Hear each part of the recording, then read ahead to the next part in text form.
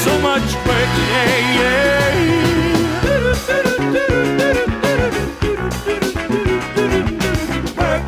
Work, yeah.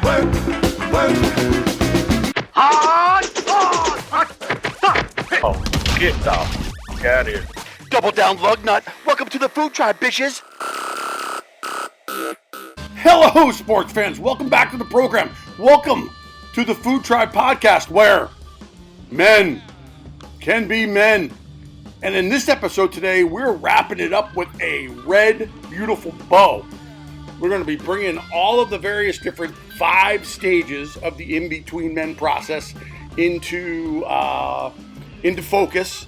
Going to talk about them, highlight them, share a little bit about each one of them, what they all mean, how they all transpire, how they interflow together, how they all work together, what they don't work together, and how we may not work together at all. You see what I'm saying? It's just been one of those days. And my microphone is screwed up, so you'll have to forgive me. I'm going to get a new one this week, and it's just all good. But do me a favor, do yourself a favor. It's Yeti Tumbler time. Full bucket of ice. And I need you to load it up with Diet Mountain Dew. Why? Because you just don't need all the sugar. I'll see you in there.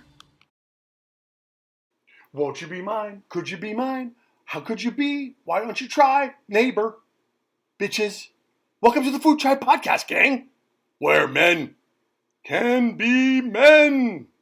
Today, we are going to sort of wrap everything up that we've gone over the course of the last, I'd say, 8 or 9 weeks with a beautiful red bow. So we're going to go over the 5 stages of the in-between men, and we're going to go over some of the zones associated with them. We're going to go over the definitions. We're going to go over the age groups that are aligned to each stage in each zone. We're going to go over some other details and shed some light into the growing up stage and why we're covering it after the fact, and how that all works. So let's get into this thing and get a little nasty. I'm happy to report to all of you that right now I have a delicious Yeti tumbler full of iced tea. Okay, so the first stage of the in-between men is men stage 1. And these men are typically between the ages of 24 to 32 years of age. And the definition goes something like this. Over time, regardless of their generation, these men acknowledge the traditional male value system is primarily focused on man's ability to provide. Consequently, the supporters of the traditional male value system, often society, loved ones, family, friends, or even the individual man himself, downplay or belittle any work that empowers emotional and or spiritual growth. So that's the definition of stage 1 of men in the in-between men stages. And so if you remember, back to our episode, we created 3 subsequent zones to really help kind of define, maybe even loosely identify the different types of men who could be in this stage and what they're doing. So the 3 different zones go something like this. Zone number 1, the semi-independent and driven men. Okay, semi-independent typically means that they have a pretty good idea of what it is that they want to do from a professional and from a career standpoint. They're driven and focused in on that, and are those type of men. Then we have the shattered men, which is essentially the opposite of the semi-independent and driven men, and they're broken down to really into 2 zones within the shattered men definition, which is angry men and or the isolated and self-loathing men. Okay, so those are the 2 sub-bullet points associated with zone number 2, shattered men. And then there's the somewhere in between men aligned to this stage age group. and zone number 3. And I'm not going to spend a lot of time going into their definitions. If you want to know more about these definitions, you're going to have to go back to the episode that speaks to the stage 1 of men. Okay, so let's move on. The second stage of men, or men stage 2, are typically men that are between the ages of 33 years and 45 years of age, and the definition goes something like this.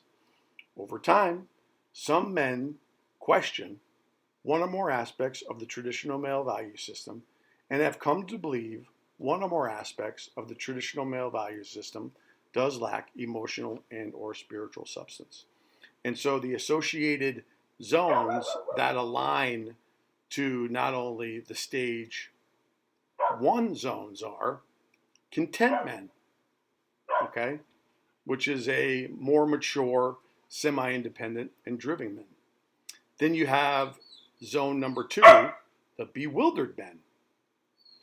Same subsets are aligned to the bewildered men. We have the angry men and the isolated and self-loathing men. And then the somewhere in between men have now become fully questionable men. And the definitions and the overview is in the previous episode titled the stage 2 of men. So if you want to get more granular and more detailed into those areas, please revert back to those episodes. All right, so now we're going to go to stage number 1 of in-between men. And this could be men typically 45 years of age and or older. And the definition of this stage is, over time, in-between men gradually accept one or more aspects of the traditional male value system does lack emotional and or spiritual substance. Although men in this stage reject and deny the notion that any emotional and or spiritual growth applies to them. And so what we have that's different than the previous 2 stages of men is that we have really one zone, and we've classified it and titled it No Man's Land.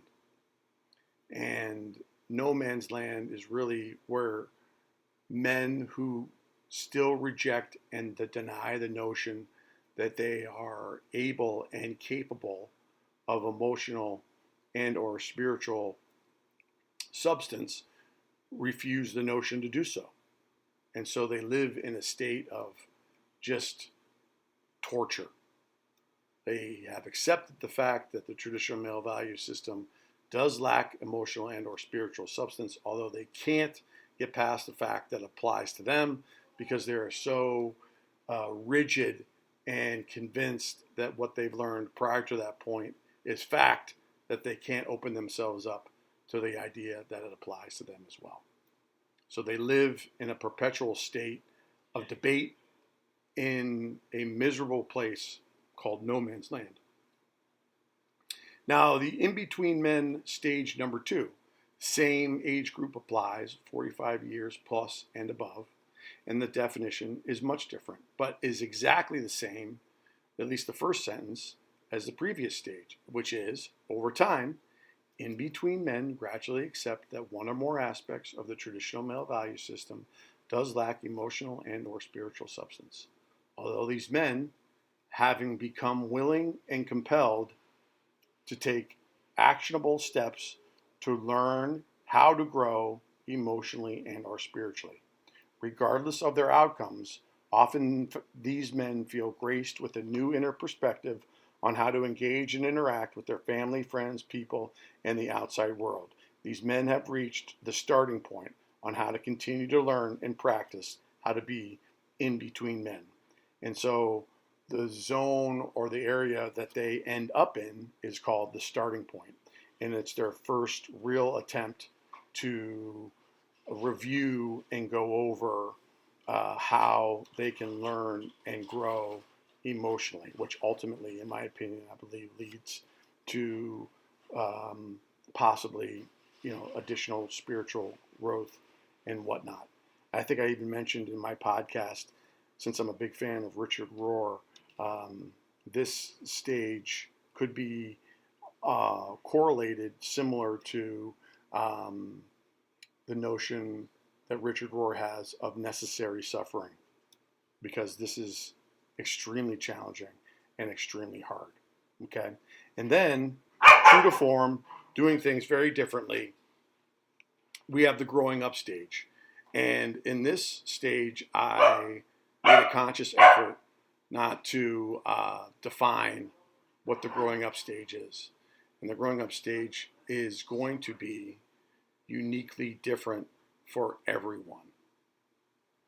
There may be similarities, there may be areas that you can directly relate to individuals, similar individuals at the same age with, but like you, like your fingerprints, and like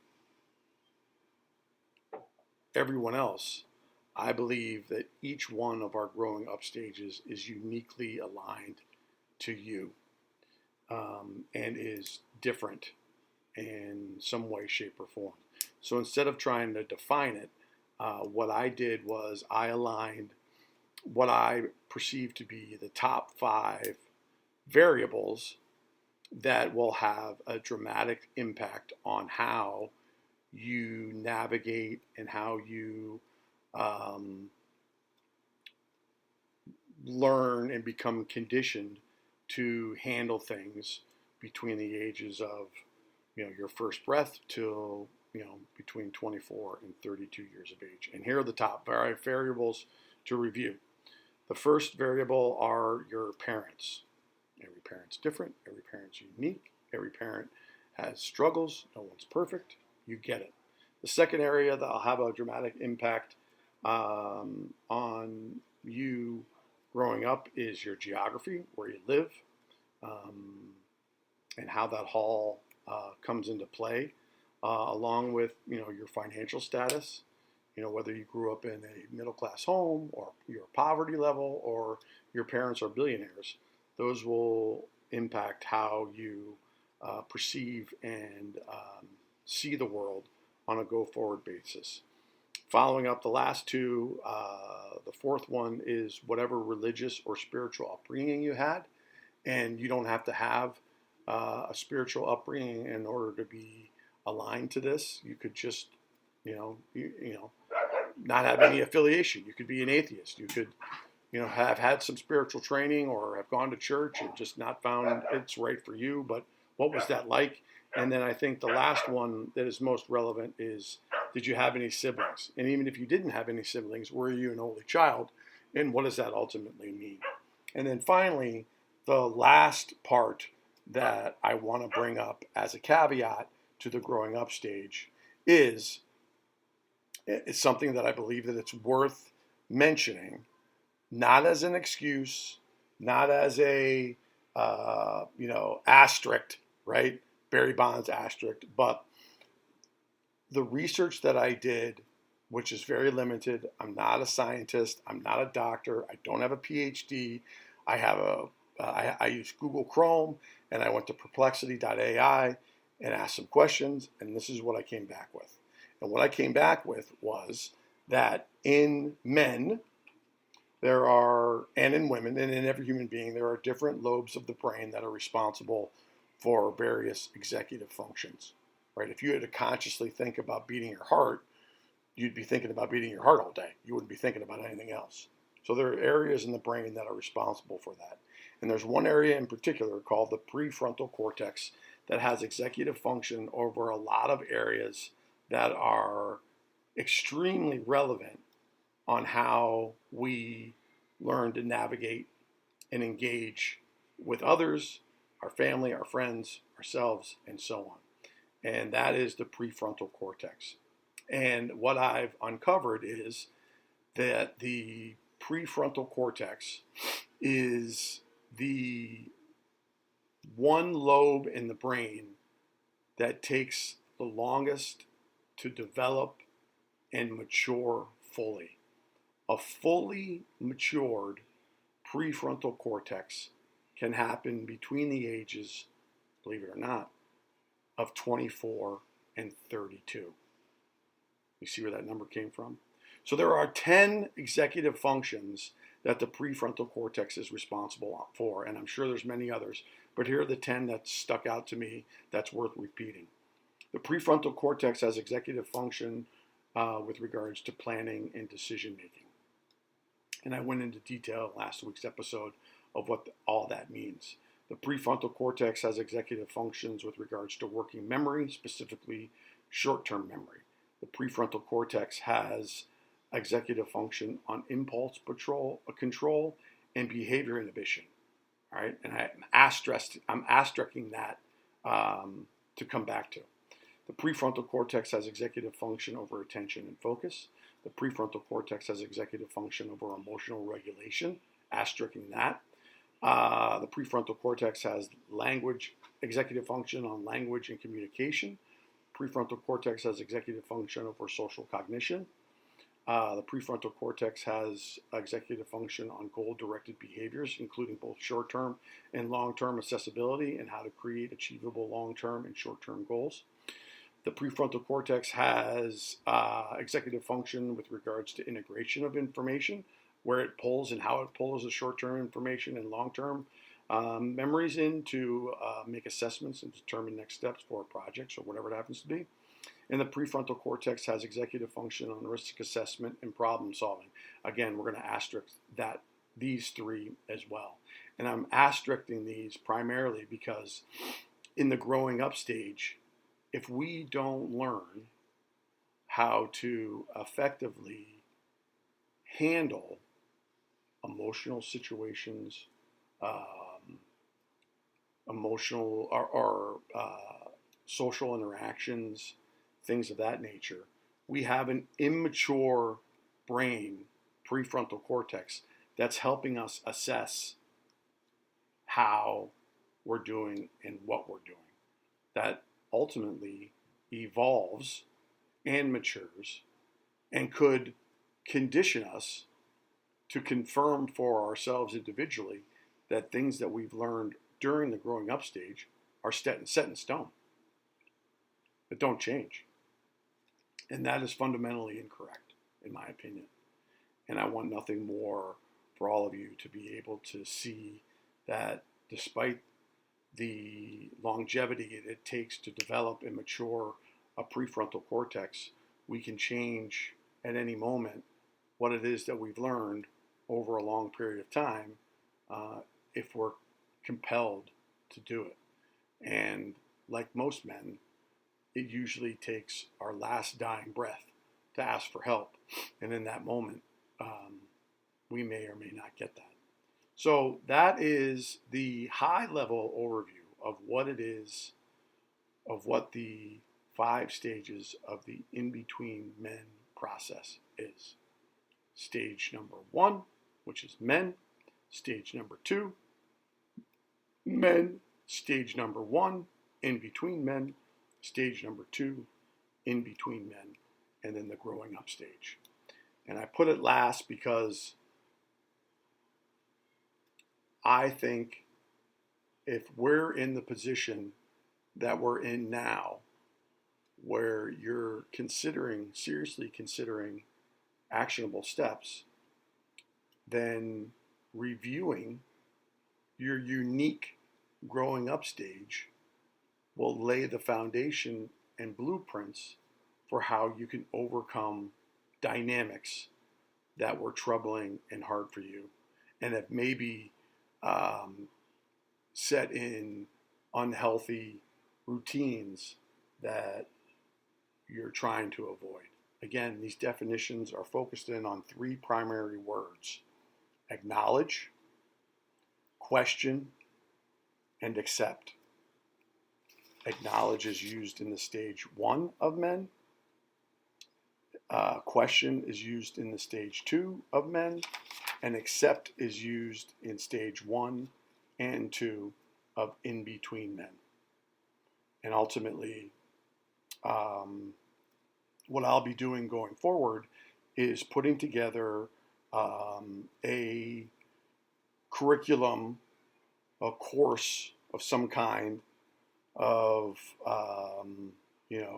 interactions with me via Zoom and workbook items that you can do to take the actionable steps to uncover some of this stuff.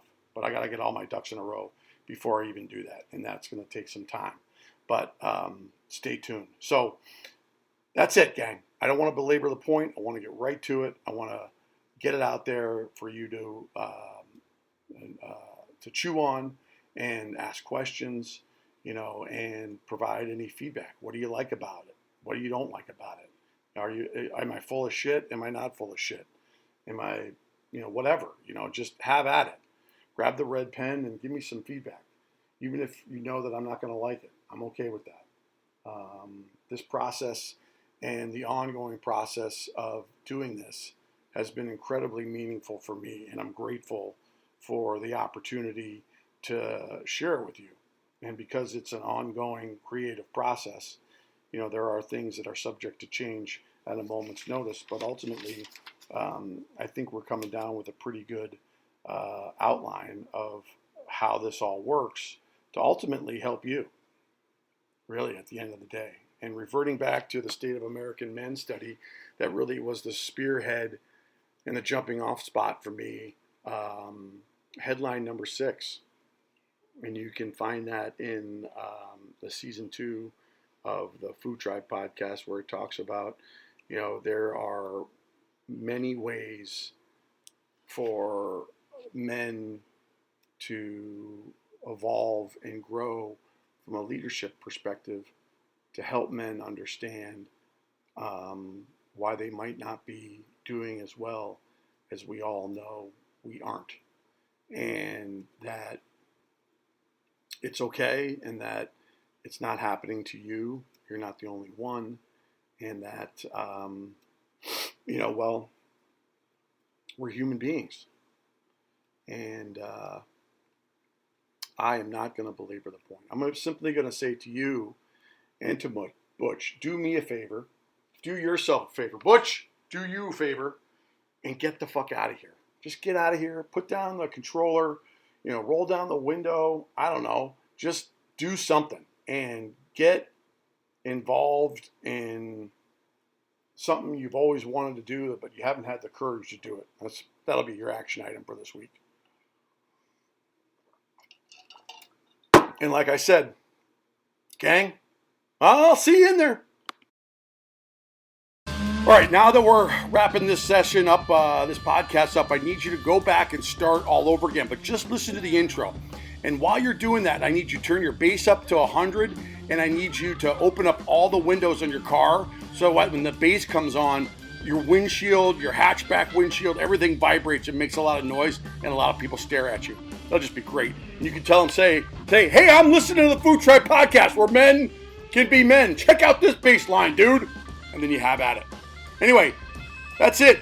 We're wrapping it all up. We're going to dive into something else, hopefully here pretty soon. I haven't figured out what it is yet, but I have an idea. So sit back and relax, enjoy, contemplate, listen, re-listen. Got work to do, average white band, and maybe next time I shouldn't do a Yeti tumbler full of ice and a Diet Mountain Dew because the caffeine is off the charts. I'll see you in there. Blueberry Chesterfield, South Korea.